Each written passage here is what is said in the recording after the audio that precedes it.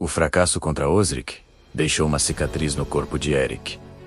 Mas a lição de Astrid deixou uma marca ainda mais profunda em sua mente. Ele entendeu que, para destruir um gigante, não se ataca os pés, mas sim o orgulho. Capítulo 8. O estandarte da vergonha. O acampamento avançado de Osric estava em festa, ou o que passava por uma festa entre soldados sachões exaustos. Eles acreditavam que o fantasma da floresta estava morto, ou moribundo. No centro do acampamento, espetado em frente à tenda principal, estava o estandarte do corvo empalado. Uma bandeira de seda negra e fios de ouro, que representava a autoridade de Osric e o medo que ele impunha. Aquele pano vale mais que a vida de 100 soldados para eles.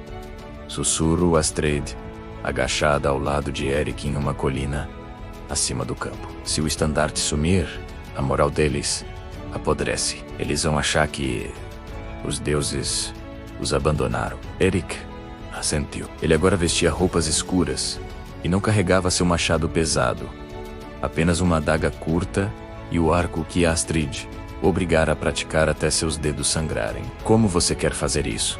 Perguntou ela, testando-o. Pelo caminho do vento, respondeu Eric, repetindo o que ela lhe ensinara. Sem pegadas, sem gritos. Eric deslizou pela encosta como uma névoa sob a luz da lua minguante. Ele se moveu entre as sentinelas, graças ao treinamento de Astrid.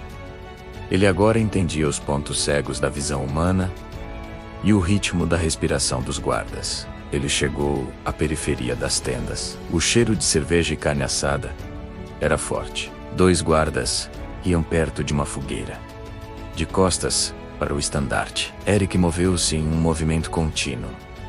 Ele não cortou a corda. Ele usou sua faca para desparafusar a base de madeira do suporte de ferro, evitando o barulho de metal contra metal. Com o estandarte em mãos, ele sentiu o peso da seda fina. Ele teve a tentação de cuspir nela, de rasgá-la ali mesmo. Mas a voz de Floki ecoou em sua mente. O caos é mais potente quando é silencioso. Eric retirou o estandarte e, em seu lugar, fincou algo que trouxera na bolsa. O crânio do javali que matara anos atrás, com a runa de sangue de Floki pintada no osso da testa. Ele recuou lentamente. Mas, quando estava prestes a sair do círculo de luz, um jovem soldado saiu de uma tenda, esfregando os olhos de sono. Ele parou, olhando diretamente para o vulto de Eric. Quem tá aí? O soldado balbuciou, a mão tateando a espada. Eric não hesitou. Ele não sacou a arma. Em vez disso, ele mergulhou nas sombras e soltou um assobio baixo, imitando o grito de um corvo. Astrid, da colina, disparou uma flecha que apagou a tocha principal do acampamento, mergulhando tudo na escuridão total. O pânico foi instantâneo. O fantasma, ele voltou. Alguém gritou no escuro. Pela manhã, quando Osric saiu de sua tenda, ferido e furioso, ele não encontrou sua bandeira de glória. Encontrou apenas o crânio de uma fera olhando para ele e o silêncio aterrorizado de seus homens. O lobo não estava morto. Ele estava assistindo. Eric agora entendia que a guerra não era feita apenas de aço, mas de sombras e sussurros. Com o estandarte de Asric em mãos e o apoio de Astrid e Floki, ele decidiu que era hora de levar o terror para o coração do inimigo. Capítulo 9. O cerco de fantasmas. As muralhas de Dunwich, a fortaleza de Etherhead, eram imensas.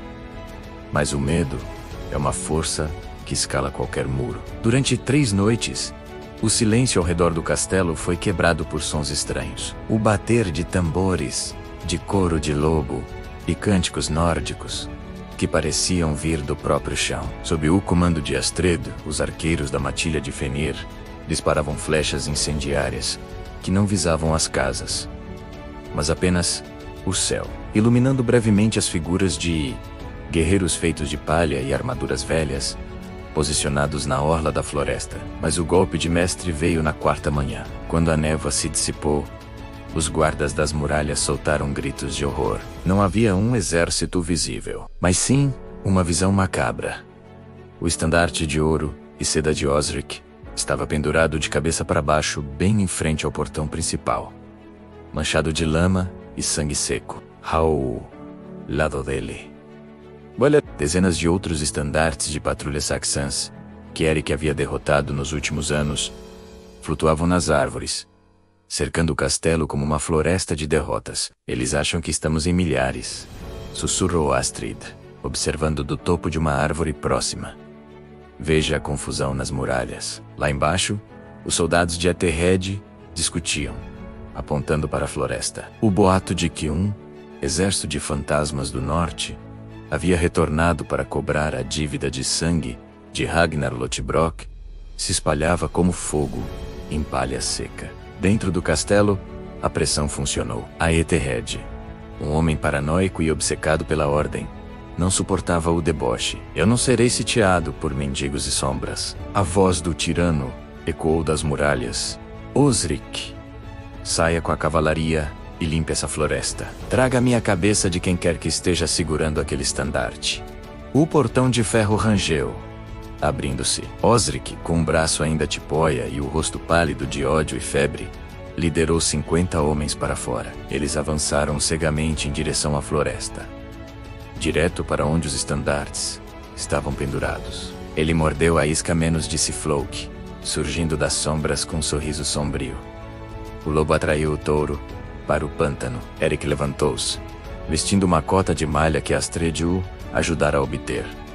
Ele não se escondia mais. Ele caminhou calmamente para o centro da estrada, bloqueando o caminho de Asric. Sozinho, Asric parou o cavalo, ofegante. Você... De novo, onde está o seu exército, bastardo? Eric abriu os braços, indicando a floresta silenciosa. Meu exército está em cada sombra que faz você tremer à noite, Osric. Mas hoje, a floresta é apenas minha testemunha. De repente, Astrid e os outros membros da matilha surgiram nas árvores, mas não atacaram. Eles apenas começaram a bater seus machados contra os escudos. Um som rítmico e aterrorizante que ecoava pelo vale. Bum, bum. A Ethelred está assistindo das muralhas. Osric menos, disse Eric, apontando para o castelo. Se você recuar agora, ele o matará por covardia. Se você avançar, eu o matarei por justiça. De qualquer forma, sua linhagem termina hoje. O pânico é uma doença que infecta até os reis. Do topo das muralhas, a Ethelred observava a cena com olhos injetados. Ele via seu melhor general, o homem que deveria ser seu escudo, tremendo diante de um rapaz de 15 anos. Ele via seus soldados recuando, murmurando nomes de deuses pagãos. Para o tirano, a dignidade do trono valia mais do que a vida de qualquer súdito. Capítulo 10. Traição sob o céu de chumbo. Osric desembainhou a espada com a mão trêmula, preparando-se para o duelo. Mas Eric não se moveu. Ele viu algo que o general, cego pelo ódio, não percebeu. O brilho do sol refletindo, em dezenas de pontas de flechas, no alto das muralhas de Dunwich. Ele não vai deixar você lutar, Osric, menos, disse Eric, sua voz carregada de uma piedade gelada. Para ele, você já é um fracasso. Silêncio, rugiu Osric, avançando. Nesse exato momento, o som de um trompete saxão ecoou do castelo. Não era um sinal de carga, era o sinal de execução. Fogo!